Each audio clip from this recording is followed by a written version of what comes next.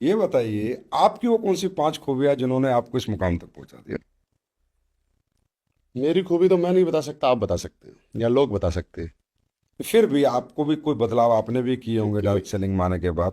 आपको भी लगता होगा यार मैं इसलिए यहाँ तक पहुंचा हूं क्योंकि मैं ऐसे करता हूँ। आदमी के अंदर निर्णय लेने की क्षमता होनी चाहिए। मैं जब डायरेक्ट सेलिंग में आया, ये भी एक निर्णय था। जब जॉब छोड़ने की बात आई, वो भी एक निर्णय था। जब AWPL शुरुआत की, वो भी एक निर्णय था। और निर्णय के लिए आपको साहसी बनना पड़ता है। तो मैं ये मानूं कि डिसीजन पावर। डिसीजन पावर सबसे बड़ी चीज, अगर किसी की सक्सेस में, अगर किसी भी चीज का सबसे बड़ा रोल है, डिसीजन तो पावर। आपकी डिसीजन पावर का सबसे बड़ा रोल है। दूसरी अपनी कोई खूबी बताइए जो आपको लगता है। दूसरा, आपको अपना डर खत्म करना पड़ेगा कि कल क्या होगा। इस डर से आपको निकलना पड़ेगा। अगर आप काम करते करते ये सोचते हो यार मैं कर तो लूं, लेकिन अगर कल मेरे साथ कुछ हो गया तो, कल काम नहीं चला तो, क्योंकि आप 50% तो नेगेटिव हो गए। जैसे आदमी के मन में आया ना, कर तो लूं, अगर नहीं चल पाया तो इसका मतलब 50% तो आप पहले ही नेगेटिव हो। तो फिर कैसे काम हो जाएगा। तो तो मतलब डर खत्म कीजिए। आपके अंदर डर नहीं होना चाहिए कि मैं कर पाऊंगा कि नहीं कर पाऊंगा। जो होगा देखा जाएगा। जो होगा सो देखा जाएगा। आप शुरू कर दीजिए। तीसरा। तीसरा ये कि आप कल कितने तेज चल रहे थे, उससे ज्यादा जरूरी है कि आज कितने तेज चल रहे हैं। जैसे एक पुरानी कहावत है खरगोश और कछुए की। उनकी एक दौड़ हुई और उसे बताया गया कि आपको वहां तक पहुंचना है। खरगोश तेज दौड़ने के बाद भी हार गया और कछुआ जीत गया। वजह यह थी कि खरगोश रास्ते में जाके सो गया और कछुआ लगातार चलता रहा। आज के समय में बताना चाहता हूं कि ना खरगोश जीतेगा, ना कछुआ जीतेगा। अगर आज ये चीज मैंने मेरे ऊपर अप्लाई की है, आज जरूरी है कि आपको खरगोश की तरह तेज भी चलना पड़ेगा और कछुए की तरह लगातार भी चलते रहना पड़ेगा। और मैं यही काम करता हूं कि मैं तेज भी चलने की कोशिश करता हूं और मैं लगातार भी कोशिश करता हूं। मतलब वो मुझे जो आज तक कोई टाइम दिन याद नहीं आता कि मैंने कभी इस बिजनेस में मेरे किसी पर्सनल काम की वजह से ब्रेक लिया हो। फोर्थ है कि मैं जिस दिन पहले दिन से आया, उस दिन से लेकर आज तक इस काम के प्रति पॉजिटिव रहा। मेरा विजन पहले दिन से क्लियर था कि मुझे जब बड़ा काम करना है, तो क्यों किसी को मौका देते हो कि आपको कोई आके मोटिवेट करे।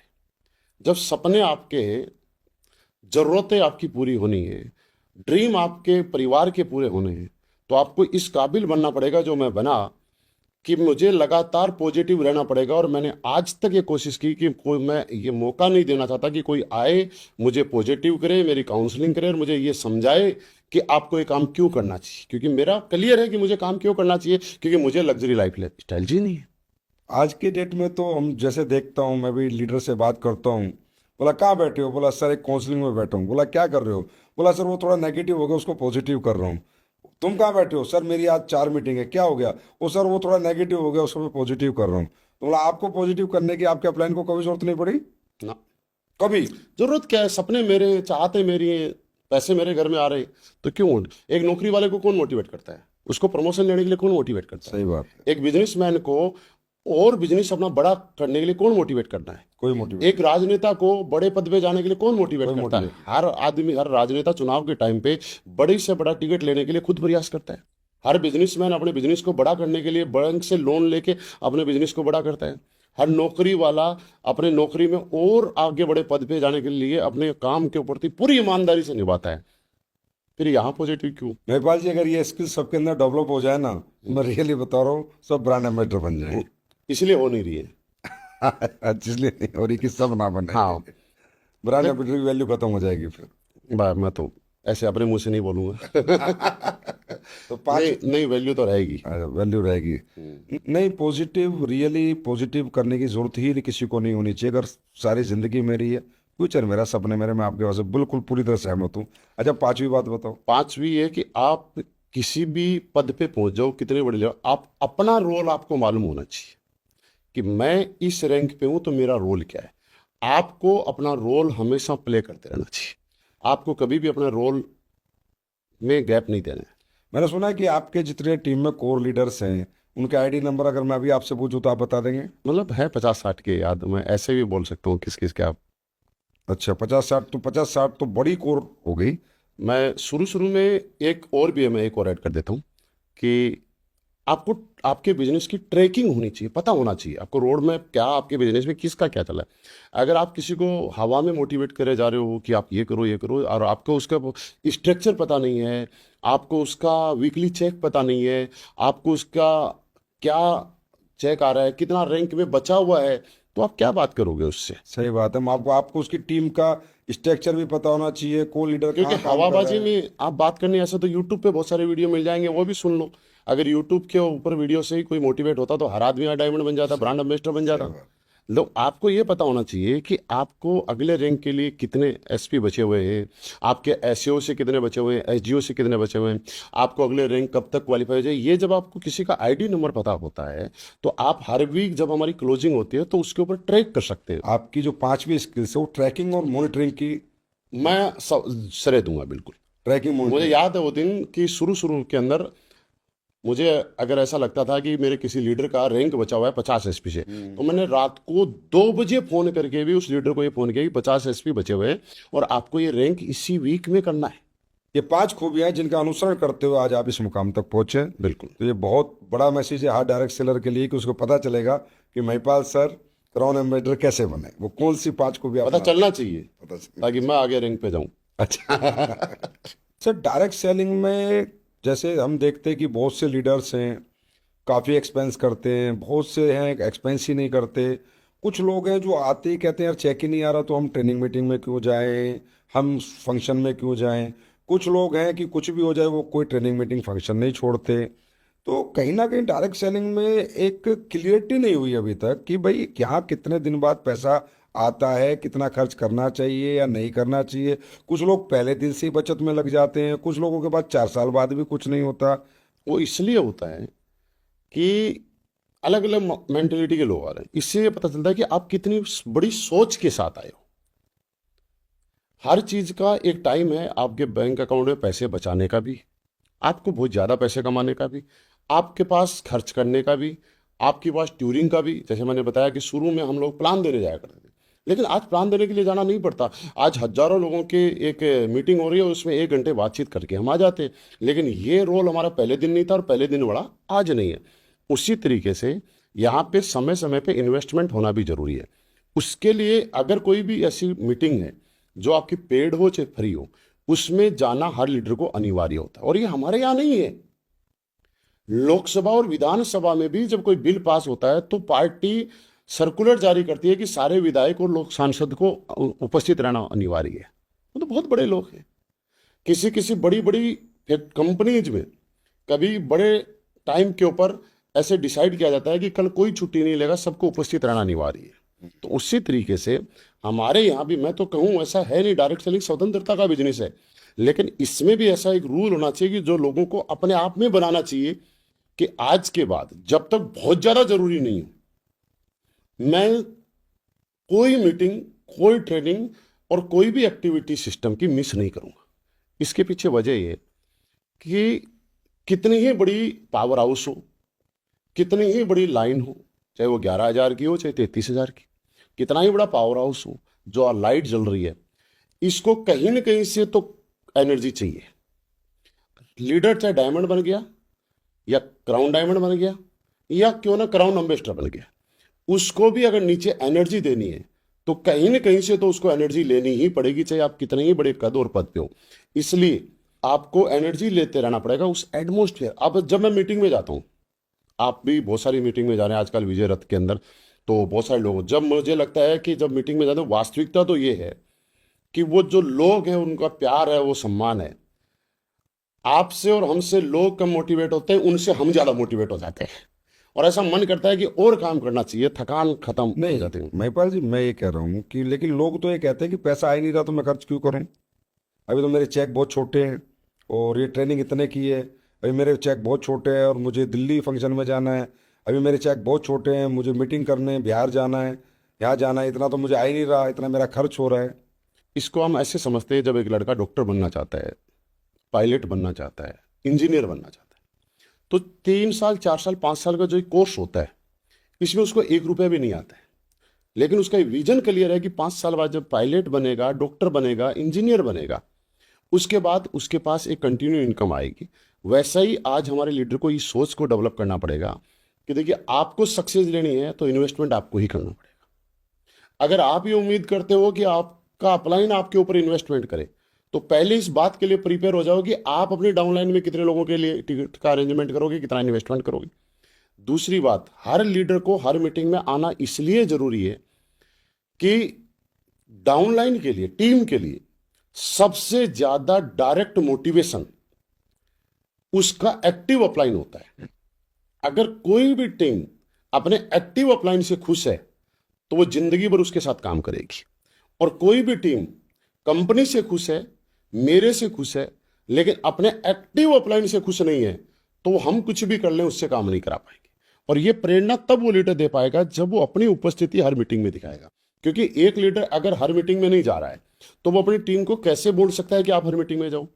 वो एक रोंग डुप्लीकेशन कर रहा है, कहीं ना कहीं एक अलग भाषा में बात करें तो क्राइम कर रहा है, जो कि अपनी टीम को ये एहसास करा रहा है कि मेरा काम बिना मीटिंग में जाए चल सकता है, तो तुम्हारा काम भी बिना मीटिंग में जाए चल सकता है। ये रोंग डुप्लीकेशन वो करा गया। तो महिपाल सर, 5 साल तक कैसे संयम रखे व्यक्ति कि भाई पैसा तो 5 साल बाद आएगा, अच्छा पैसा तो मैं 5 साल बाद कमाऊंगा, अभी तो बड़ा कम कम पैसा आ रहा है, और इस कम पैसे के आने की वजह से जो मेरे घर के भी बेसिक नीड्स है वो भी फुलफिल नहीं हो रही। कोई ऐसा तरीका बताओ ना कि मैं 5 साल संयम भी रख लूं, और ये जो मेरी बेसिक नीड्स है ये मैं पहले महीने या 2-3 महीने में पूरी करने लगूं।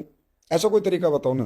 देखिए सर, इसका एक आसान सा तरीका मैं बताना चाहता हूँ। एक कोई भी लीडर आया, आज ज्वाइन किया, उसको आसान सा तरीका है कि आप एकदम से लीडर नहीं बनेंगे, एकदम से आपकी टीम नहीं होगी, एकदम से टोपाज होकर 1.5 लाख रुपए का चेक नहीं आ रहा है।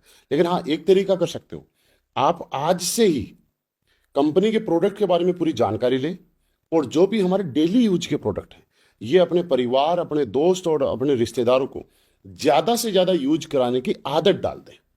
आपके पास हमेशा इतने प्रोडक्ट होने चाहिए कि आप किसी के पास भी जाओ तो प्लान देने की जरूरत ना पड़े, लेकिन आप प्रोडक्ट देके आओ।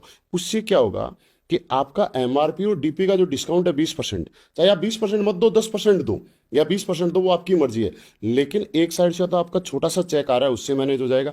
दूसरी साइड एमआरपी और डीपी के बीच का जो डिफरेंस है, इससे आप अपने आप को सर्वाइव कर लोगे, जिससे कि आपको किसी मीटिंग की भी दिक्कत नहीं आएगी और अपने परिवार को भी मैनेज करने में दिक्कत नहीं आ पाएगी। तो शुरुआत में एक लीडर को प्रोडक्ट बेस और लीडर बेस दोनों को मिक्स कर लेना चाहिए, जिससे कि उसको इस समस्या से छुटकारा मिल सकता है। मतलब आप ये कह रहे हो कि एक तरफ से वो कस्टमर क्रिएट करे, एक तरफ से नेटवर्कर क्रिएट बिल्कुल। करे, तो जब दोनों होंगे तो कुछ पैसा कस्टमर से आएगा, कुछ पैसा नेटवर्कर से आएगा। और जो कस्टमर से आएगा वो पैसा उसका परमानेंट होगा, परमानेंट। क्योंकि यूज डेली एक आदमी किसी भी परिवार में डेंटोडोक कर रहा है, वो गैप नहीं दे रहा है। तो जब गैप नहीं दे रहा, तो कस्टमर आपने अगर क्रिएट किए तो वो पैसा आपको जिंदगी भर आएगा। और एक फ्रेशर जैसे शुरू में आता है तो उसके अंदर इतनी स्किल्स भी नहीं होती है, और लेकिन प्रोडक्ट की स्किल्स में तुझे डेंटोडोक टेस्ट कराना है, तुलसी पिलानी है। तो बहुत सही बात आज आपने बताई कि अगर किसी भी व्यक्ति को डायरेक्ट सेलिंग में फ्यूचर कैरियर बनाना है तो शुरू में आके वो यूज़र बने, यूज़र बेल्ट क्रिएट करे, क्योंकि उसमें बहुत बड़ी स्किल्स नहीं चाहिए, पूरा प्लान नहीं देना,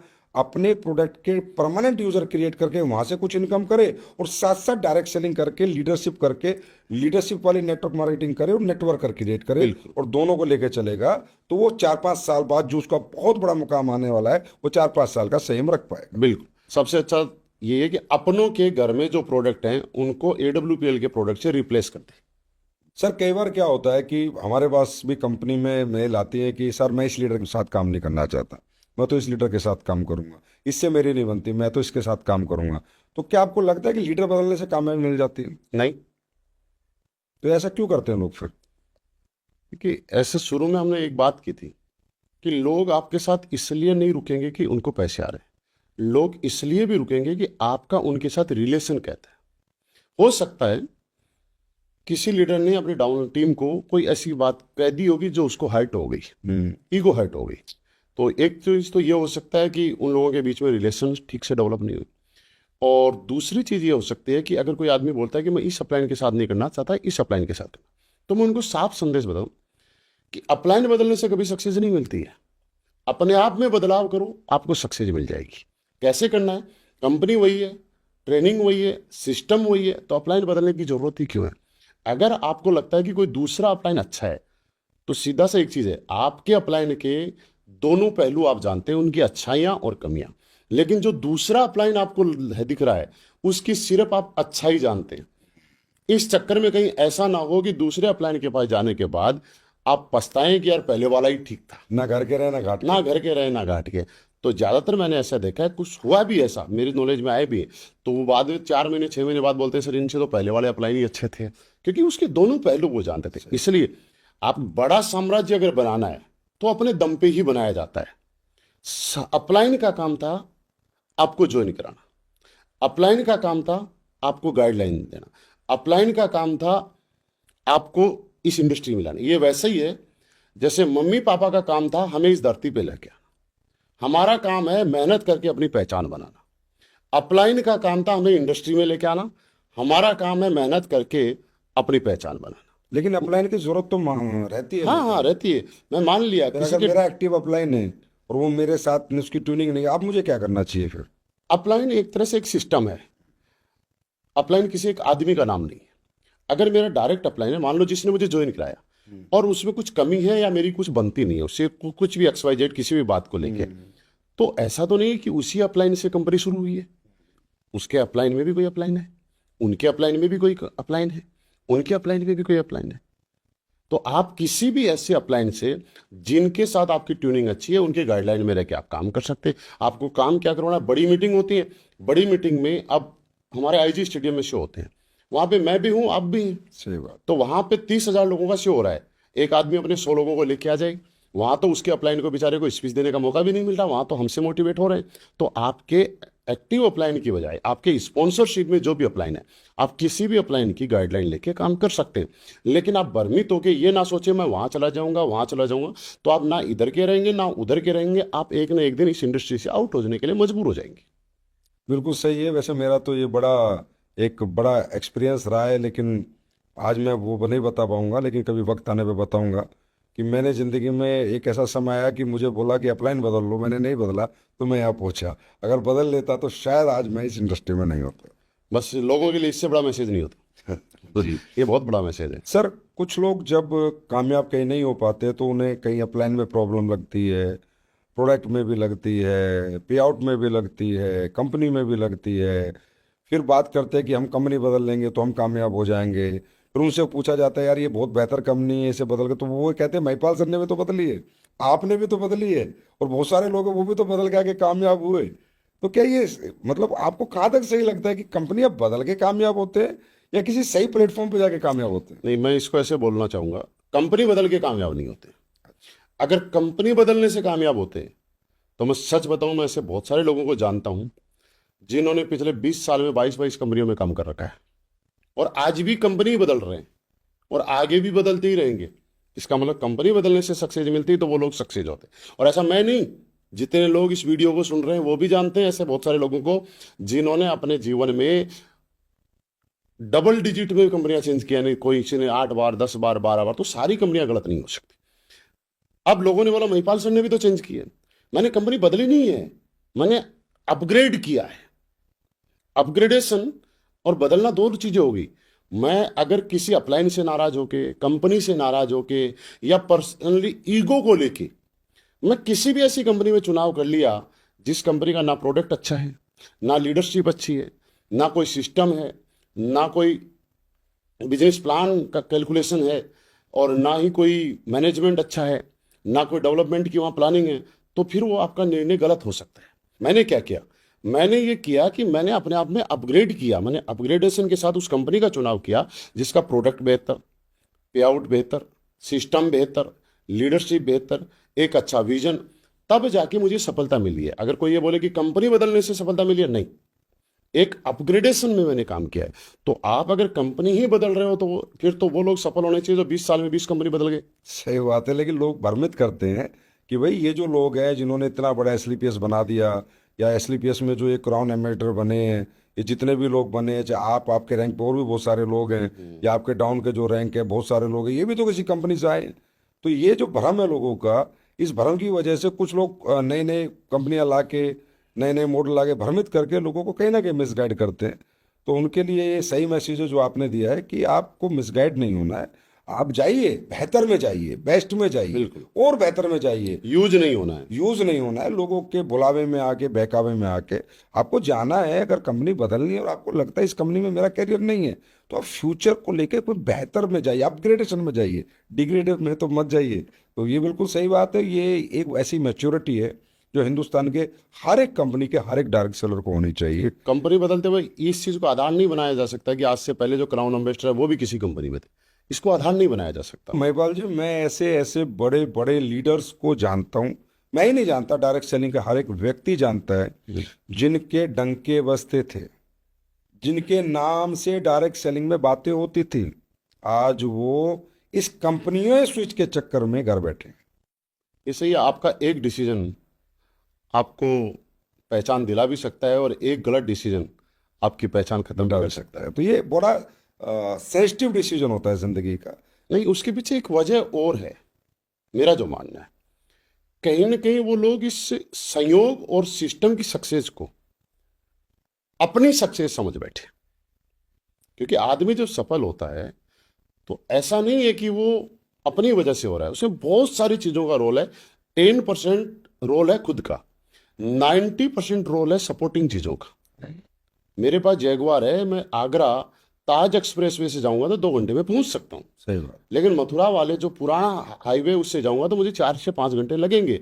अब मेरी गाड़ी में तेल भी है, गाड़ी की कैपेसिटी भी अच्छी 200 में चल सकती है, मैं कंट्रोल भी कर सकता हूँ, ड्राइवर भी वही, गाड़ी भी वही, तेल भी वही। एक रोड पे गया तो 2 घंटे में पहुंच गया, दूसरे से 8 घंटे में पहुंच रहा हूँ। तो इसको मतलब मैं ये नहीं ले सकता कि मेरी ड्राइविंग अच्छी है, रोड मैं का सपोर्ट। इसका भी नहीं बोल सकता कि मेरी कार अच्छी है। वो संयोग बना सबका, वो सफलता हुई। और कई लोग गलती क्या करते हैं, इस संयोग को अपनी सफलता समझ लेते हैं कि मैं वजह मैं हूं, श्रेय खुद ले लेते, सिरे खुले। ये आदमी की बहुत बड़ी गलती है। श्रेय नहीं लेना चाहिए, सरे तो कभी श्रेय हमेशा ऊपर वाले को देना चाहिए। सिस्टम का है, वो संयोग बना हुआ है। सर एक बात और बताइए कि ट्रेनिंग और एजुकेशन सिस्टम का कितना रोल है सफलता के लिए? सारा रोल ही ट्रेनिंग और एजुकेशन सिस्टम का ही है। आप किसी भी चीज़ में जाइए, बिना एजुकेशन के तो ना कोई डॉक्टर बन पाया, ना पायलट बन पाया, ना इंजीनियर बन पाया, तो डायमंड कैसे बन जाएगा? अच्छा। सबसे बड़ा रोल ही इसी चीज़ का, आपको सीखना पड़ेगा। तो या तो लोग ट्रेनिंग मिस कर देते हैं। तो ट्रेनिंग मिस करते हैं, उतने सीखने से और सक्सेस से दूर चले जाते हैं। ये बात तो है, जितने भी लोग जो ट्रेनिंग और सारे सेमिनार्स अटेंड करते हैं मैं सबका सक्सेस। सिर्फ एक ही बात बता सकता हूँ कि हमारे सारे लोग चेक करें, जो लीडर जितनी ज़्यादा ट्रेनिंग मीटिंग सक्सेस जहाँ भी सेमिनार में अवेलेबल दिखता है, आज उसकी ग्रोथ ज़्यादा मिलेगी। सिर्फ हमारी नहीं, चेक पूरी इंडस्ट्री में। और जो लीडर कभी कभी किसी किसी मीटिंग में कहीं कहीं दिखता है, उसकी सक्सेस हमेशा कम मिलेगी। तो मतलब ट्रेनिंग और एजुकेशन सिस्टम को फर्स्ट प्रायोरिटी दें। बेस्ट प्रायोरिटी, प्राथमिकता। सर एक बड़ा इंपॉर्टेंट सवाल है कि यहाँ पर एक डायरेक्ट सेलर आता है, फ्रेशर आता है, फिर वो डायरेक्ट सेलर बनता है, 2 रैंक कर लेता है, 3 रैंक कर लेता है, 4 रैंक कर लेता है, 5 रैंक भी कर लेता है, और मैं कह रहा हूँ टोपाज जैसे क्रूशियल रैंक या 1.5 लाख के चेक भी देख लेता है, फिर भी छोड़ जाता है। कभी रूबी स्टार पे छोड़ जाता है, कभी सफायर पे भी छोड़ जाता है, कभी स्टार सफायर पे भी छोड़ जाता है, प्लेटिनियम एमराल्ड पे तो लाइन लगी हुई है। ये मतलब आते हैं, पैसा भी देखते हैं, आप लोगों की गाड़ी भी देखते हैं, सक्सेस देखते हैं, बैंक अकाउंट घर भी आपके देखते हैं, फिर कैसा क्या होता है कि ये बीच में से निकल जाते हैं और फिर छोड़ के अपनी पुरानी दुनिया में चले जाते हैं? ये इसके पीछे थोड़ा सा अलग से मैं बताता हूँ। आदमी जो काम करता है, उसके पैसे कमाने के लिए अलग अलग वे बने हुए हैं। कहीं नौकरी है, कोई बिजनेस है। तो नौकरी में आदमी प्रॉपर ईमानदारी से काम क्यों करता है? एक डर की वजह से कि अगर मैं सुबह टाइम पे नहीं आया तो मेरी छुट्टी काट ली जाएगी, मैं टाइम पे नहीं आया तो मेरी सैलरी काट ली जाएगी, मैं टाइम पे नहीं आया और मैंने ठीक से काम नहीं किया तो मेरा प्रमोशन नहीं मिलेगा, मैं टाइम पे नहीं आया तो मेरे को नौकरी से निकाल ली। एक डर है जो हर नौकरी करने वाले को सारे दिन काम करने के लिए प्रेरित करता है।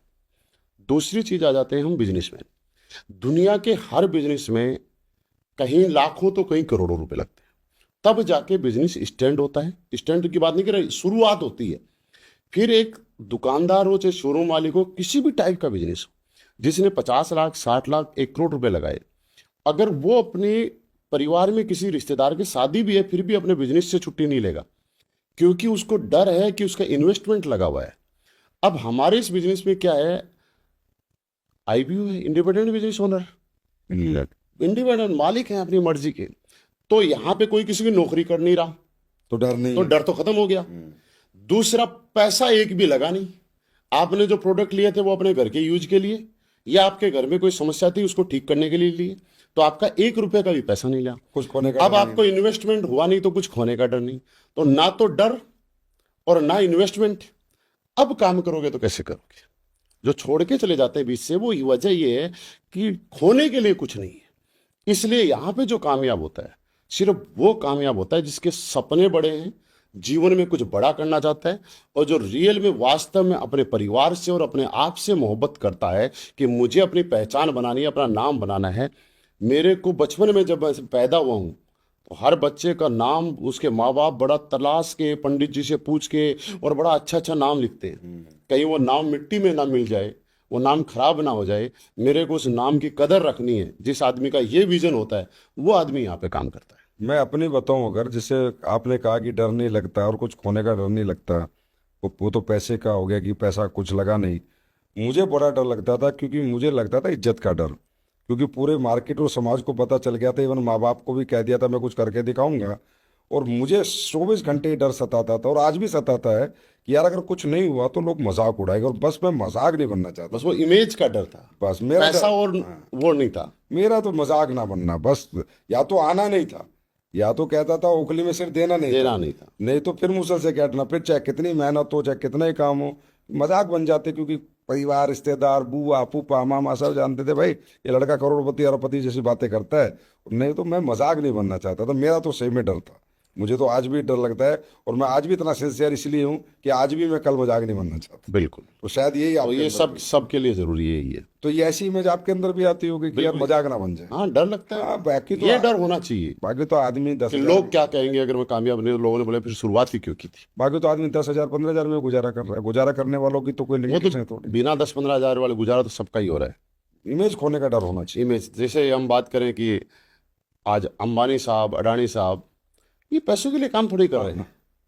इनके पास तो इतने पैसे हैं कि इनकी 70 पीढ़ी भी ब्याज ब्याज खाएंगी तो नहीं खा पाएंगी। सही बात है। तो ये वास्तव में जो काम कर रहे हैं, आज देश के लिए काम कर रहे हैं। ये वास्तव में जो काम कर रहे हैं, अपनी इमेज और पहचान को बरकरार रखने के लिए काम कर रहे हैं दिन रात। और ये कहीं ना कहीं हमसे तो बहुत कई गुना ज्यादा काम कर रहे हैं। फिर भी एक नेटवर्कर कितने साल में कामयाब हो जाता है आपके हिसाब से? एक नेटवर्कर को अगर वास्तव में अगर उसको लगता है कि कामयाब मुझे होना है, तो 4 से 5 साल तक आपको समर्पण भाव से यहाँ पे देना पड़ेगा। क्योंकि इस दुनिया में हर चीज की एक टाइमिंग रखी हुई है। जैसे डॉक्टर बनना है तो 4-5 साल आपको देना ही पड़ेगा। इंजीनियर बनना है तो 3-4 साल देना ही पड़ेगा।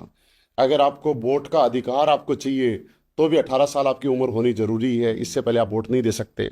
हमारे देश में शादी करनी है तो लड़की और लड़के की उम्र भी फिक्स की हुई है कि इससे पहले शादी अगर कर दी तो बाल विवाह माना जाएगा। उसी तरीके से 4 से 5 साल हमारा भी यहाँ पे 4 से 5 साल अगर आप नहीं देते हो तो फिर आप कैसे कह सकते हो कि मैं सक्सेस हूँ? आपको ये फिक्स करना पड़ेगा आज कि मुझे अगले 5 साल तक यहाँ पे सिंगल माइंड होके और समर्पित भाव से काम करना है। 5 साल का मेरे हिसाब से बहुत बड़ा पीरियड नहीं है, क्योंकि यहाँ पर तो 5 साल बाद कहीं ना कहीं पैसिव इनकम भी शुरू हो जाती है। और अगर 5 साल किसी को बड़ा टाइम लगता है तो उसके लिए मेरा एक छोटा सा संदेश है। आप अपने पिछले 5 साल देखो। हाँ, आज 2024 में 2019 से 2024 कब आ गया आप याद करो, तो आपको पता चल जाएगा 5 साल कुछ भी नहीं है। आप 2024 से 2029 मत देखो, ये लंबा लगेगा। लेकिन अगर देखना है तो 2024 से 2019 के बीच की दूरी देखो, आपको लगेगा कल परसों की तो बात है। तो ऐसे ही 5 साल कल परसों में हो जाएंगे। अगर नेटवर्किंग में कैरियर चाहिए तो भाई आपको 5 साल देने पड़े। 5 साल तो देने ही पड़ेंगे। तो आप यहाँ पर आओ, और अगर आप नहीं दे सकते तो आप जो अपने जॉब, पुराने जॉब और प्रोफेशन से उनमें ही रहो। अजय महिपाल सर, आपके अनुसार डायरेक्ट सेलिंग में अपलाइन डाउनलाइन का रिश्ता कैसा होना चाहिए? सर देखिए, मेरा मानना है, और मानना नहीं है, ये सच्चाई भी है, डाउनलाइन और अपलाइन का रिश्ता तो पति पत्नी के रिश्ते से भी अच्छा होना चाहिए। इसके पीछे वजह है, अगर किसी वजह से पति पत्नी के रिश्ते में टकराव हुआ और रिश्ता टूटा तो फर्क पड़ेगा दो परिवारों पे, एक लड़के वाले पे और दूसरा लड़की वाले। लेकिन अगर डाउनलाइन और अपलाइन के रिश्ते में कभी टकराव हुआ और वो रिश्ता टूटा, और डाउनलाइन और अपलाइन के हजारों की टीम पे फर्क पड़ता है। यानी हजारों परिवार एक अपलाइन और डाउनलाइन के अच्छे रिश्ते की वजह से आबाद भी हो सकते हैं, वो तो होंगे ही, और एक अपलाइन और डाउनलाइन की लड़ाई की वजह से, एक खराब रिश्ते की वजह से हजारों ऐसे लोग जो कल को जीवन में कामयाब हो सकते थे, उनकी कामयाबी होने के रास्ते बंद भी हो सकते हैं।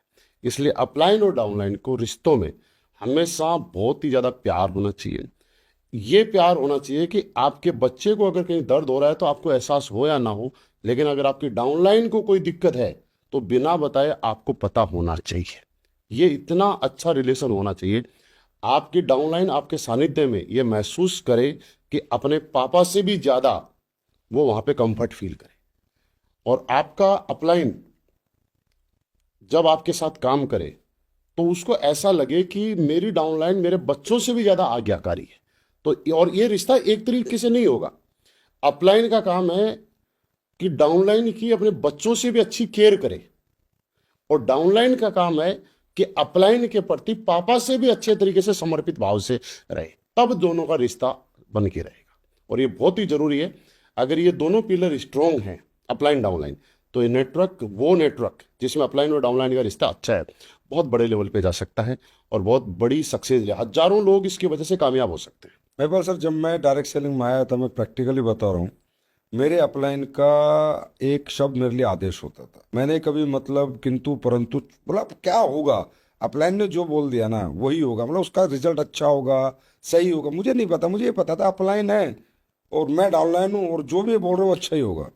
तो वैसे अपलाइन डाउनलाइन का रिश्ता, वो भी हमें इतना ही प्यार करते थे, ऐसा नहीं है, हमारी हर तकलीफ में हमारे साथ खड़े होते थे। तो आज हम भी जो भी कुछ बने अपने रिश्ते से ही बने। ये दोनों तरफ से ही चलेगा, दोनों तरफ से चलेगा, बहुत प्रगाढ़ रिश्ता होना चाहिए। एक तरफ से नहीं चलेगा। तो एक और एक 11 इसलिए तो कहा गया है सर। एक और एक 11 होते हैं। हाँ, यहाँ तो अपलाइन डाउन था, एक और एक 111 मान लो। 111 मान लो यहाँ पर। और डायरेक्ट सेलिंग में वैसे कहें, अपलाइन डाउनलाइन मिल जाए तो एक और एक 11 नहीं, एक 111 की ताकत के साथ काम कर। बिल्कुल बिल्कुल, बहुत ही मतलब केयरिंग और समर्पण दोनों होना चाहिए। और केयरिंग नहीं होगी तो डाउनलाइन कभी भी समर्पित नहीं होगा, और डाउनलाइन समर्पित नहीं होगा तो अपलाइन केयर नहीं कर पाएगा। बहुत बढ़िया सर, ये मैसेज हर एक डायरेक्ट सेलर को आपसे लेना चाहिए। सर शुरू शुरू में तो कोई भी डायरेक्ट सेलर आता है, अचीवर बनता है, लीडर बनता है, तो छोटी टीम होती है, 10 20 50 100 200 300 500। मैनेज करना बड़ा आसान हो जाता है, जैसे आपने कहा मॉनिटरिंग ट्रैकिंग करना बड़ा आसान हो जाता है, 1000 तक भी। लेकिन जैसे अभी आपकी लाखों में टीम है, तो मुझे बताओ आप कैसे ट्रैकिंग करते हो, कैसे मैनेज करते हो, कैसे मॉनिटरिंग करते हो? नहीं, ये सिर्फ हमारे नेटवर्क में नहीं है। मैंने सेना में नौकरी की है, आपने भी सेना में नौकरी की है। आप वहाँ पे chief of the army staff, हमारा जो चीफ है, अगर सेना में एक छोटा सा कोई भी घटना होती है, अगली 5 से 7 मिनट मैक्सिमम है, सेना के चीफ को उसकी इंफॉर्मेशन मिल जाती है, राष्ट्रपति जी को और प्रधानमंत्री जी तक भी उनकी इंफॉर्मेशन आ जाती है। इसके पीछे क्या ना, एक रिपोर्टिंग सिस्टम बना हुआ है ये। वहां पे अब जो सिविलियंस है वो तो शायद इस बात को ना समझे। वहां पे पहले, सबसे पहले प्लाटून हवलदार रिपोर्टिंग कर रहा है, फिर कंपनी के अंदर कंपनी कमांडर को जा रहा है, कंपनी सीएसएम को रिपोर्टिंग हो रही है, फिर 2IC को हो रही है, एडजुटेंट को हो रही है। मतलब ये आर्मी के, सेना के शब्द हैं, लेकिन उनके through chief of the army staff, core commander, due commander, सबको तुरंत ये रिपोर्टिंग सिस्टम। उसी तरीके से नेटवर्क में भी आपको अगर सही से मेंटेन करना है, आपका कितना ही बड़ा नेटवर्क हो जाए, आपको वहां पे रिपोर्टिंग सिस्टम प्रॉपर बनाना पड़ेगा। आपको ये पता होना चाहिए डायमंड के डाउन में कितने प्रोडक्ट और बिजनेस प्रेजेंटेशन हुए, इसके बारे में आपको रिपोर्टिंग आ जाएगी। तो ये एक सिस्टम बनाना पड़ेगा। तो ये तो नेटवर्क तो अभी बहुत छोटा है हमारा, इससे कई गुना अगर बड़ा हो गया और हमने प्रॉपर ये रिपोर्टिंग सिस्टम बना दिया, तो आपके बेस में, आपकी टीम में क्या चल रहा है ये आपको पता रहेगा। मतलब हर डाउनलाइन अपने अपलाइन को रिपोर्ट कर हर डाउनलाइन अपने अपलाइन अपलाइन करिए। उस डाउनलाइन ने उस अपलाइन को, उस डाउनलाइन ने उसके अपलाइन को, कोई सबका कोई अपलाइन है। और अगर किसी एक ने भी ये सिस्टम चैनल तोड़ा तो ऊपर चैनल टूट जाएगा। इसलिए ये ध्यान रहे कि कोई भी एक चैनल ना तोड़े। एक चैनल टूटने का मतलब है कई चैनल का नुकसान हो गया। तो यहाँ अगर चैनल ना तोड़े, मतलब डिसिप्लिन क्रिएट करना है। डिसिप्लिन क्रिएट करना है या एक सिस्टम क्रिएट करना है, और वो होगा डायरेक्ट सेलिंग की एजुकेशन और ट्रेनिंग से। सर एक बात और है, जो डायरेक्ट सेलिंग में अक्सर लोग किया करते हैं, जो डायरेक्ट सेलिंग से बाहर हैं या बाहर से देखते हैं कि यार यहाँ पर लोग कमाते कम है, दिखाते ज़्यादा हैं, पैसे तो करोड़ कमाते हैं, गाड़ी 1.5 करोड़ के ले आते हैं, रोलेक्स की घड़ियाँ पहनते हैं, कार्टर की घड़ियाँ पहनते हैं, LV गुची की बेल्ट लगाते हैं, प्राडा के कपड़े पहनते हैं, डियोर के कपड़े पहनते हैं। हाँ, LV के, मतलब ये लोग को बैग भी रखते हैं तो LV के रखते हैं, कमाई इतनी है नहीं। मतलब ऐसा है, लोगों का मानना है कि जो ट्रेडिशनल दुनिया में जो 1000 करोड़ का आदमी या 100 करोड़ का आदमी लाइफ जी रहा है, वो ये नेटवर्कर 1 करोड़ कमा के जी रहा है। तो ये आपके अनुसार ये कहाँ तक सही है? ये पैसे सेव करने चाहिए इनको या नहीं करने चाहिए? तो मैं इसको इस तरह से बोलना चाहूंगा कि पहली बात तो ये बोलते कौन है। ये वो ही बोलते हैं जिसको इस बिजनेस की गहराई नहीं है, और दूसरा वो भी कुछ बोलते हैं जिनको इन बिजनेस की गहराई भी है, जो अपने जीवन में कुछ कर नहीं पाए। इस सवाल का जवाब मैं आपको दो तरीके से दूंगा। पहली बात तो, दिखावे करने की बात करते हैं, ब्रांड की बात करते हैं, तो सवाल ये है कि आप अगर दिखावा नहीं कर रहे हो, ब्रांड को यूज नहीं कर रहे हो, तो फिर आपसे सवाल ये है कि पैसा कमाया क्यों? तो जवाब आएगा, पैसा बच्चों के लिए जोड़ के रखा। तो मैं कहता हूं, पूत सपूत तो क्यों धन संचय, और पूत कपूत तो क्यों धन संचय। मैंने ऐसे बहुत सारे लोग देखे, आपने को तो मेरे से ज्यादा कई गुना अनुभव है, कि जिनके पापा ने पूरी जवानी, पूरी जिंदगी बेटे के लिए बड़े बड़े असेट्स बनाने में लगा दी, और जब वो बेटे को हैंडओवर करने की टाइम आया, तो बेटे ने अपने पापा को बोला, पापा मुझे आपके बिजनेस में इंटरेस्ट नहीं है, मैं अपने दम पे कुछ करना चाहता हूं। उस टाइम उस पापा को एहसास हुआ 70 साल की उम्र में, कि आखिर मैंने पूरा जीवन खराब करके ये प्रॉपर्टी एसेट्स क्यों बनाए। और उसके बेटे, मैं नहीं कहता खराब किया, उसके बेटे ने हो सकता है पापा से भी बड़ा काम किया और करेगा भी। इसलिए पूत सपूत तो क्यों धन संचय, पूत कपूत तो क्यों धन संचय। तो आज आप जो पैसा कमा रहे हो, ये सिर्फ और सिर्फ पैसा कमाने, वो शुरू में हमने बताया, जरूरतें पूरे करने के लिए नहीं कमा रहे हम, तो शौक पूरे करने के लिए कमा रहे हैं। और मैं तो कह रहा हूं कि हम लोगों को इतनी मेहनत करनी चाहिए कि दुनिया में अगर कोई ब्रांड बना है तो वो हमारे लिए ही बना है। अगर हम उस ब्रांड का सुख नहीं भोगेंगे तो कौन भोगेगा। और अगर हम कोई लीडर किसी ब्रांड को यूज कर रहा है, अपने ऊपर पैसा खर्च कर रहा है, तो पैसा खर्च नहीं कर रहा है, वो चीज उसको और काम करने के लिए प्रेरित कर रही है, सबसे पहली बात। दूसरी बात, वो लीडर अपनी टीम का सबसे बड़ा मोटिवेशन है। उसकी टीम जब अपने अपलाइन के हाथ में रोलेक्स या कार्टियर की घड़ी देखेगी, तो इनडायरेक्टली मुंह से बोले या ना बोले, उसकी टीम का भी मन करेगा कि रोलेक्स और कार्टियर मेरे पास भी होनी चाहिए। जब डाउनलाइन का मन करेगा रोलेक्स और कार्टियर होनी चाहिए, तो अपलाइन और बड़े ब्रांड में चला जाएगा। लेकिन वो चाहे देखेगा कि उसके अपलाइन ने तो बहुत सारे पैसे कमा लिए, एक छोटा सा प्लॉट लिया है, कोई जिंदगी में बदलाव नहीं कर रहा, ढंग के कपड़े नहीं पहन रहा, कोई ब्रांड का यूज नहीं कर रहा, तो डाउनलाइन को वो मोटिवेशन खत्म हो जाएगा। क्योंकि अपलाइन इस तरह से करके अपनी टीम के लिए मोटिवेशन बनता है, और अपलाइन इनके खिलाफ जब अगर जाता है तो वो अपनी ही टीम के लिए सबसे बड़ा डिमोटिवेशन बन जाता है। तो मैं कहता हूं कि ये 100% सही है। और दूसरी बात, ये अच्छी बात है कि डायरेक्ट सेलिंग में सिर्फ पैसा कमाना नहीं सिखाया जाता है, डायरेक्ट सेलिंग में लोगों को जिंदगी जीना सिखाया जाता है। आदमी ने 1 करोड़ कमाए, 1.5 करोड़ की गाड़ी ले ली, तो इसके लिए हिम्मत और जिगरा भी तो डायरेक्ट सेलिंग देती है, नहीं तो बाहर वाले कोई लेके दिखा सही दो। बात है, सही बात। और दूसरा मैं जवाब देता हूं उन लोगों के बात लिए, है। उन लोगों के लिए। अच्छा, एक चीज और है, बाहर के लोग बोले वो तो ठीक है, ऐसे आप जो सवाल कर रहे हो, ये सवाल तो ऐसे कुछ लोगों का भी है जो कहीं ना कहीं इस डायरेक्ट सेलिंग इंडस्ट्री से जुड़े हुए हैं। वो भी बोलते हैं, खासकर हमारी कंपनी वालों के बारे में, कि गाड़ियां बहुत दिखा रहे हैं। तो हम कहते हैं, भाई साहब अगर तुम में दम है तो आप दिखा दो गाड़ी। अब आपके पास गाड़ी है ही नहीं तो दिखाओगे क्या? सही बात। अब ये क्यों हुआ? मैं आज बोलता हूं कि मैं गाड़ियां दिखाता हूं, और डंके की चोट पे बोलता हूं, मेरे टीम में 250 गाड़ियां हैं, लग्जरी गाड़ियां। क्योंकि मैंने मेरे लिए काम करने के साथ साथ मेरी टीम के साथ मेहनत किया, और मैंने जो मुकाम हासिल किया, वो मुकाम मेरी टीम के कई लोगों ने मुकाम हासिल किया, मैंने उसके लिए मेहनत की है। लेकिन कोई ऐसा लीडर जो सिर्फ स्वार्थी है, जिसने खुद तो गाड़ी में आ गया, लेकिन उसकी टीम का तो कोई गाड़ी में आया ही नहीं, तो वो किसको बताएगा मेरी टीम में इतनी गाड़ियां हैं?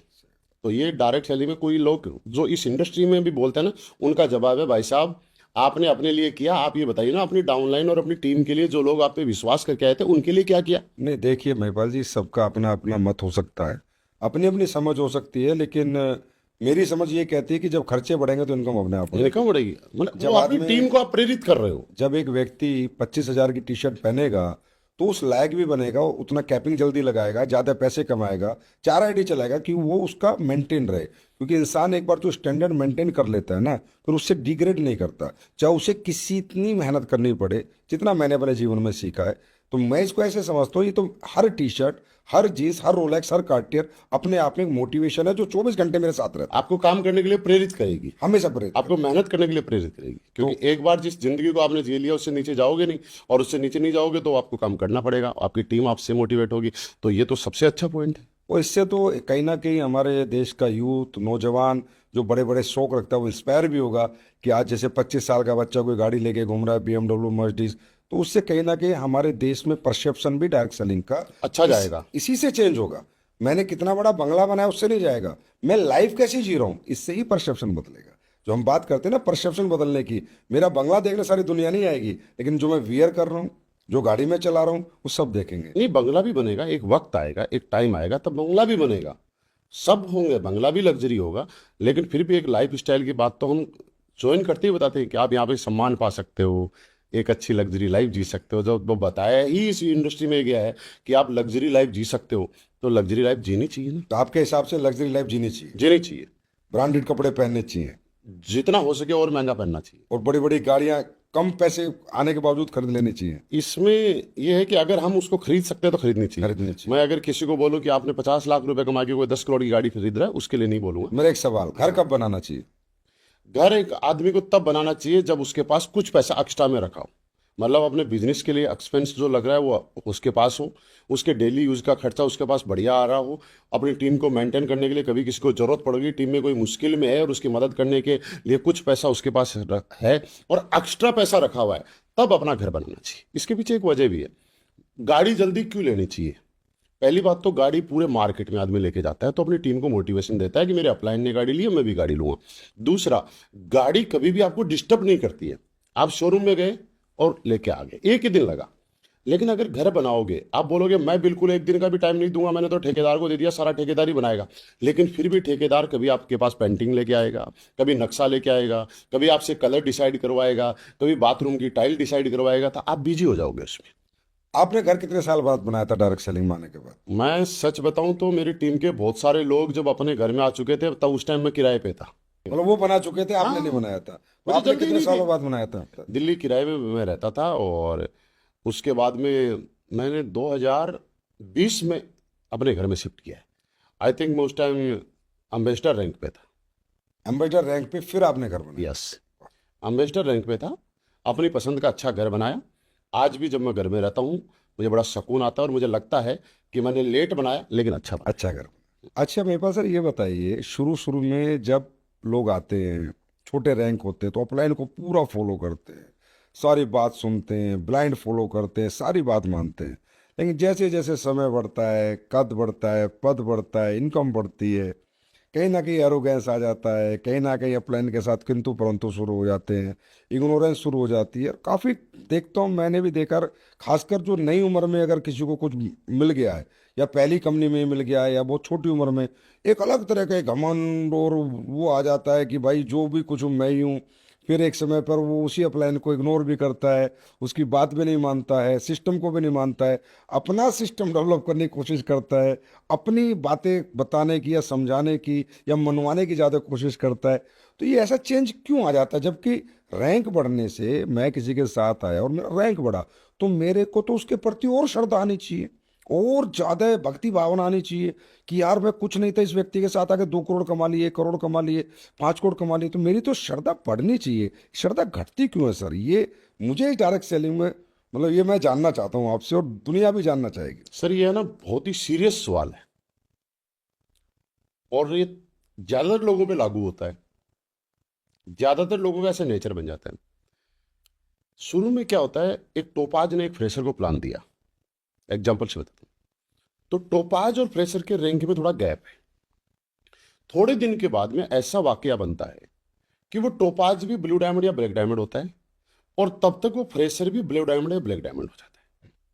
तो पहले जो रैंक का 5-6 रैंक का जो गैप था, कहीं ना कहीं एक तो वो कम हुआ, तो उसको लगा कि वो मेरा अपलाइन भी ब्लैक डायमंड, मैं भी ब्लैक डायमंड। दूसरी चीज, जब शुरुआत में अपलाइन के चेक बड़े आते थे और जो नया बंदा है उसके चेक काम छोटे आते थे, लेकिन थोड़े दिन के बाद अपलाइन भी कैपिंग पे है और जो डाउनलाइन है वो भी कैपिंग पे है, तो उसको लगता है अपलाइन के बराबर चेक तो मैं भी कमा रहा हूँ। तीसरी, जब आप ब्लैक डायमंड रॉयल डायमंड बन गया तो उसको देखता है कि अपलाइन के पास भी लग्जरी गाड़ी और मेरे पास भी लग्जरी गाड़ी, तो वो कहीं से भी अपने अपलाइन से छोटा नहीं बनना चाहता। ऊपर के रैंक में ये गैप कम होना जायज है, ये होगा ही होगा, लाजमी है। लेकिन यहां पे एक रेस्पेक्ट आपको जो दिल से डेवलप करनी पड़ेगी, ये दिखावटी नहीं, ये दिल से डेवलप करनी पड़ेगी, श्रद्धा भाव डेवलप करना पड़ेगा, ना कि दिखावटी हो। और ये इसलिए जरूरी है, मैं हर डायरेक्ट सेलर को बोलना चाहता हूं कि शुरुआत में आपका अपलाइन आपके लिए काम आता है ये जरूरी नहीं है। शुरुआत में क्या होगा, अपलाइन आपको प्लान दे देगा, फॉलोअप कर लेगा, छोटी मोटी ग्रुप मीटिंग कर देगा। लेकिन ये हर लीडर को समझना चाहिए आज कि आपके अपलाइन की जरूरत रियल में आपको तब पड़नी शुरू होती है जब आप डायमंड से ऊपर रैंक में चले जाते हैं। ये क्यों पड़ती है कि जब आप अपने अपलाइन के बराबर हो रहे हैं तो याद रखिए आपकी टीम का कोई बंदा भी आपके बराबर रैंक पे आ रहा है, और जब वो आपको इग्नोर करेगा तब उस दिन काउंसलिंग कराने के लिए और आपको अपने रिगार्ड को बचाने के लिए आपके अपलाइन की जरूरत पड़ेगी। अगर इस समय में, इस टाइम पीरियड में 2-3 साल के अंदर आपने अगर एक गलती कर दी, अपने आप को हीरो बनाने के चक्कर में अपने अपलाइन को डिग्रेड कर दिया, तो जिस दिन आपकी डाउनलाइन आपके बराबर होगी और आपको इग्नोर करना शुरू कर देगी, उस दिन आपके अपलाइन की बात नहीं मानेगी, क्योंकि वो जानता है कि आपने ही अपलाइन की बुराई की है। इसलिए ये गलत परंपरा कभी ना डालें। आपको आपके अपलाइन की सबसे ज्यादा जरूरत ही उस दिन पड़ती है जब आपका रैंक जितना ज्यादा बड़ा होता जाएगा उतनी ही ज्यादा अपलाइन की जरूरत पड़ती जाएगी। दूसरी चीज, सबसे बड़ा शानदार से मैं एक बात बताऊं, जीवन में आदमी कितना ही बड़ा बन जाए, डीएम बने, पीएम बने, सीएम बने, लेकिन अपने पापा का पापा कभी नहीं बन सकता, सही। चाहे उसका पापा किसी भी रैंक पे हो। उसी तरीके से आप किसी भी रैंक पे कितना ही बड़ा अचीवमेंट आ जाए, अपलाइन का अपलाइन कभी नहीं बन पाओगे, और ना ही पापा का पापा बनने की कोशिश करना और ना ही अपलाइन का अपलाइन बनने की कोशिश करना। अगर ये दोनों ही काम किए तो आपके लिए नुकसानदायक है। मैं महिपाल जी इसको ऐसे समझता हूँ कि अपलाइन एक सिर्फ मुझे ट्रेनिंग देने के लिए, सेमिनार करने के लिए, टूर देने के लिए, शो में आने के लिए नहीं बना। अपलाइन का जो सबसे इम्पोर्टेंट और मेजर रोल था ना मेरी ज़िंदगी में, वो था मेरा विजन डेवलप करना, मेरी सोच बढ़ाना। मेरे जो भी अपलाइन आज तक डायरेक्ट सेलिंग में रहे हैं महिपाल सर, आज भी उनके मैसेज मेरे पास है, मैं उन्हें मैसेज करता हूँ।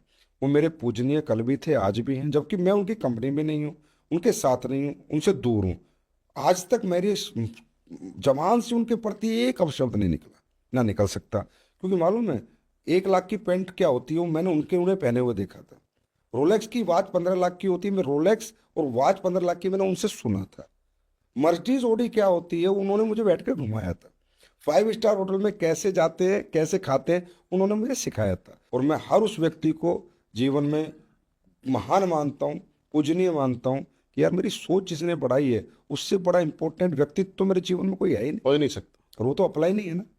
उन्होंने बंद सोच को बड़ा सोच बना दिया। तो इसलिए श्रद्धा मेरे हिसाब से बढ़नी आप चाहिए, जितने बड़े हो जाते हो आपके श्रद्धा भाव उतना ही बड़ा होता रहना चाहिए। होता रहना चाहिए। और ऐसा कभी हो नहीं सकता कि अगर आप अपलाइन को डिग्रेड करोगे तो आपकी टीम ज्यादा इज्जत करना शुरू कर देगी। सर जो बोगे वो वो काटो। भोगे वो काटो। आपने अगर गलत डुप्लीकेशन कर दिया तो टीम में एक दिन इतना गलत डुप्लीकेशन हो जाएगा कि आप इसको कंट्रोल नहीं कर पाओगे। ये सीखना यहाँ पे चाहिए, आपको सेंस डेवलप करना पड़ेगा, समझ डेवलप करनी पड़ेगी।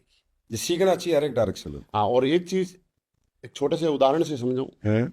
देश का कोई नेता कितना ही बड़ा बन जाए, उसको बड़ी से बड़ा सभा कराने के लिए अपना अपलाइन तो चाहिए। आज हमारे देश में योगी जी जितना कद्दावर मुख्यमंत्री कोई नहीं है, लेकिन योगी जी को भी अपनी मीटिंग कराने के लिए, रैलियां कराने के लिए उनके एक अपलाइन आते हैं, मोदी जी उनको बुलाना ही पड़ता है। बुलाना है। तो जब उनको बुलाना पड़ता है तो हम तो इतने बड़े लेवल पे कहाँ जाएंगे। इसलिए अपलाइन का रोल हमेशा था, है और रहेगा। महिपाल सर मैं कुछ पर्सनल सवाल आपसे पूछूंगा। अभी जैसे आप इतने बड़े मुकाम पे पहुंचे तो गांव जाते होंगे, तो गांव में रिश्तेदार होंगे और जितने रिलेटिव्स हैं और यार दोस्त भी आपके बचपन के रहे होंगे, तो क्या कहते हैं, कैसे मिलते हैं? वो एक अलग से रहते हैं, वो बड़े, अभी कभी कभी जाता हूँ तो कई बार मुझे बोलते हैं यार हम तो बड़े किस्मत वाले हैं कि तेरे साथ मिल पा रहे। हमने तो तुम्हारी मीटिंगों में देखा है कि आपसे मिलाने के लिए, हाथ मिलाने के लिए लोग तड़पते रहते हैं, तरसते रहते हैं। सेल्फी खिंचवाना, साथ बैठना बहुत बड़ी बात हो जाती है, और हम आपके साथ बैठे हैं हमारे लिए बहुत बड़ी बात है। और मुझे उस टाइम ऐसा लगता है यार मैंने कुछ तो अच्छा किया है। और मम्मी पापा का क्या रिएक्शन था आपकी इतनी बड़ी कामयाबी पे? मम्मी पापा भी बड़े खुश होते हैं जब दिल्ली आते हैं, घर को देखते हैं कि हाँ बड़ा। शुरू में जब नौकरी छोड़ी थी तो थोड़े से नाराज थे, उनको नहीं लगता था, क्योंकि वो अपनी जगह सही थे, कि उनको लगता था कि हमने मेहनत करी, सारी चीज़ें की, फौज के लायक बनाया, और उसके बाद में जॉब छोड़ के और इस कौन से गलत काम में लग गया। उनको थोड़ा ही पता था क्या विजन है और क्या हो जाएगा। लेकिन आज जब वो सक्सेस को देखते हैं, नाम पहचान को देखते हैं, और हम कोई भी वीडियो कभी भी डालते हैं तो उसको यूट्यूब पे, चाहे बाकी कुछ चलाना आए या ना आए, लेकिन यूट्यूब पे वीडियो चला के पक्का देख लेते हैं। और बाकी किसी को पता ना रहे या ना रहे, हमारे मम्मी पापा को पता रहता है मैं किस दिन कहाँ पे हूँ। मतलब आपके मम्मी पापा को पता है आप कहाँ पर हो? ना, वो यूट्यूब वगैरह पे और फेसबुक पे देख लेते हैं। मजा आता होगा अपने बेटे को हाँ, वो देख लेते हैं कि कहाँ होगा, तो उनको सबसे बड़ी अचीवमेंट है नहीं? हाँ पता चल जाता है। माँ बाप मतलब हमें देख रहे हैं, हमें फॉलो कर रहे हैं, हमें सुन रहे हैं, कितनी बड़ी अचीवमेंट है। आपको बड़ी खुशी नहीं मिलती? हाँ, इससे बड़ी खुशी क्या होगी। और रिलेटिव्स कैसा बिहेव करते हैं? कुछ अच्छा करते हैं। अच्छा। अच्छा, कुछ जलते भी है कि ये इतना बड़ा कैसे बन गया। ये तो वही जानते। तो आप अपनी कामयाबी का श्रेय किसे देते हैं? भगवान को, माँ बाप को और अपने लिए गए निर्णय को। डिसीजन को? मम्मी पापा धरती पे लेके आए और परमात्मा की कृपा सबके ऊपर होती है। बिल्कुल। अच्छा, मेरे पास सर एक और सवाल है। मुझे भी आपके साथ काम करते हुए आज 10वां वर्ष हो रहा है। जबकि मैं अगर खुद को देखूं तो मुझे भी गुस्सा आ जाता है कई बार। मैंने आपको कभी गुस्से में नहीं देखा। बड़ी बड़ी प्रॉब्लम, कितनी बड़ी प्रॉब्लम, इवन मेरे को भी हंसते हंसते संभाल लेते हो। हर चीज़ को हंसते हंसते निकल जाते हो।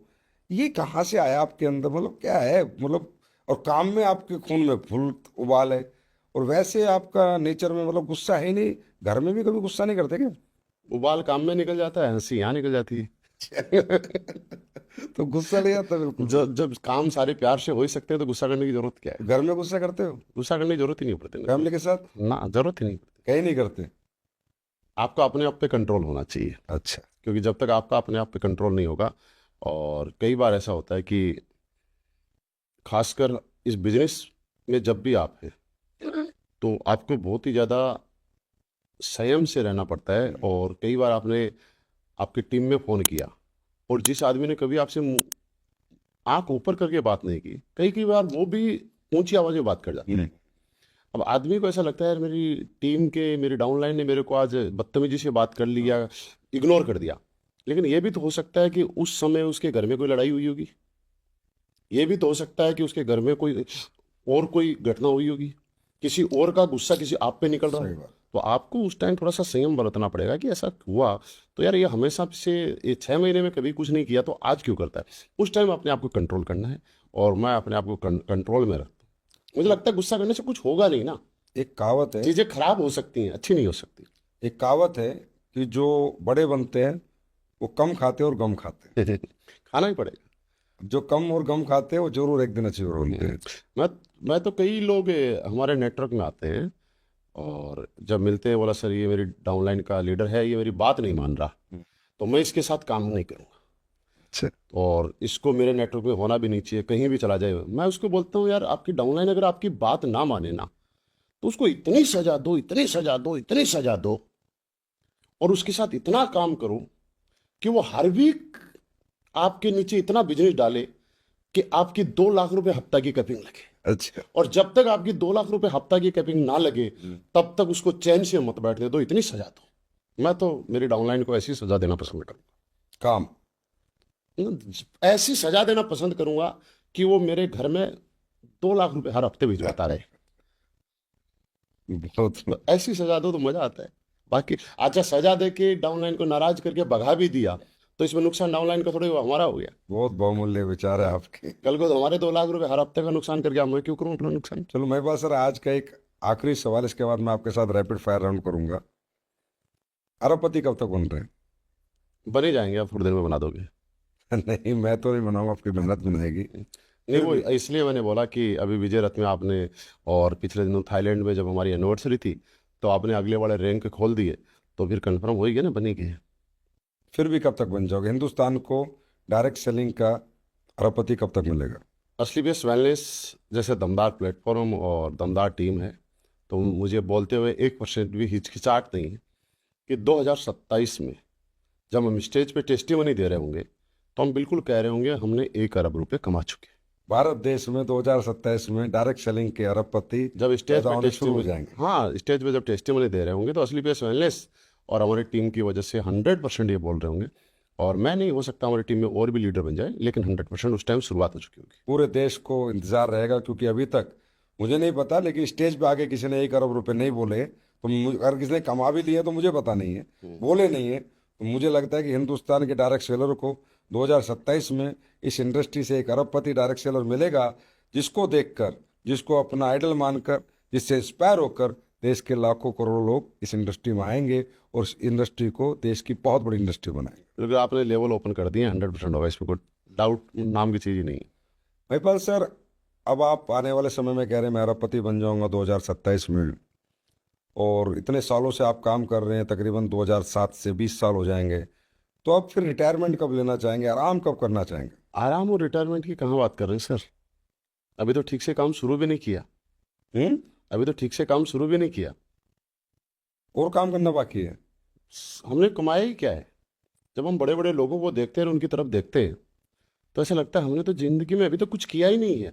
अभी तो हमारी ठीक से शुरुआत भी नहीं हुई है। अभी रिटायरमेंट और रेस्ट की बात ही कहाँ थी? तो आप हमेशा काम करते रहेंगे? मतलब अभी तो शुरुआत भी नहीं हुई ठीक से। कितनी उम्र तक काम करते रहेंगे? जब तक भगवान सांसें बख्शे रखेगा। जब तक काम करते रहेंगे? हाँ बिल्कुल। तो इसका मतलब तो आपके साथ जो भी लोग हैं उनका कैरियर, उनका फ्यूचर एकदम सुरक्षित है कि बिल्कुल उनका मानता क्लाइंट आखिरी सांस तक काम करने की बात कर रहा है। सफलता एक यात्रा है, कोई मंजिल नहीं है। और इस वैसे यात्रा मुझे पे लगातार चलते जाना है। वैसे मुझे किसी ने कहा था कि जैसे लोग कहते हैं फ्री हो जाओ फ्री हो जाओ, तो एक आधी बार मैंने भी कोशिश करी कि भी घर रहूं तो घर खाने को दौड़ता है। तो मुझे किसी ने कहा कि मैं तुम्हें ना अगर गोवा छोड़ दूं और 4 दिन कहूँ कि रोज बीच पे जाओ रूम में आओ, तो तुम 4 दिन में बोर हो जाओगे। हाँ बिल्कुल। इस जिंदगी में इंसान के पास जब तक काम है ना तब तक वो जी रहा है। जिस दिन काम खत्म हो गया उसे ऐसा लगेगा जैसे वो मर गया।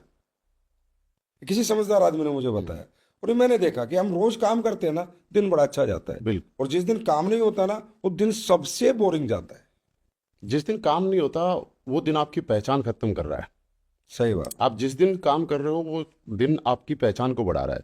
और जिस भी दिन आप काम नहीं कर रहे हो कहीं ना कहीं आपकी पहचान को कम कर रहा तो मतलब महिपाल सर पूरी जिंदगी की आखिरी सांस तक डटे रहेंगे? है। वैसे थोड़ा थोड़ा फ्री हो गया हूँ मैं। अच्छा। क्योंकि मेरा मानना अलग है। फ्री होने का मतलब मेरा ये है कि मुझे अगर कोई कार खरीदनी है और मुझे बजट ना देखना पड़े, ये मैं मानता हूँ फ्री होना है।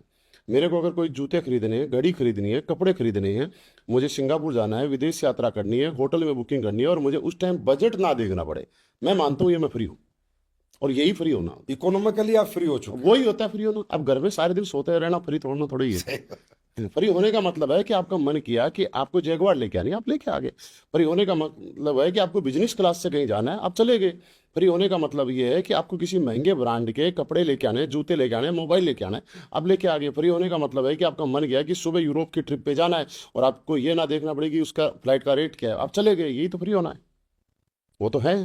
तो जाते जाते आपके साथ एक रैपिड फायर करना चाहूंगा। आपकी पसंदीदा जगह घूमने की कौन सी है? गोवा। आपकी खाने में सबसे प्यारी डिश? येलो दाल और तवा रोटी। कौन सा खेल खेलते हैं? बैडमिंटन।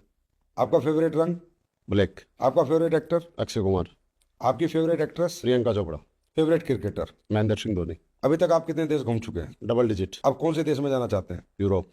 तो बहुत अच्छा लगा महिपाल सर, आज आप हमारे इस लीडिंग लीडर्स पॉडकास्ट में आए और ऐसी बहुत अनसुनी बातें और बहुत ऐसे एक्सपीरियंस और बहुत ऐसी बातें जो मुझे भी पहली बार आपके बारे में जानने को मिली।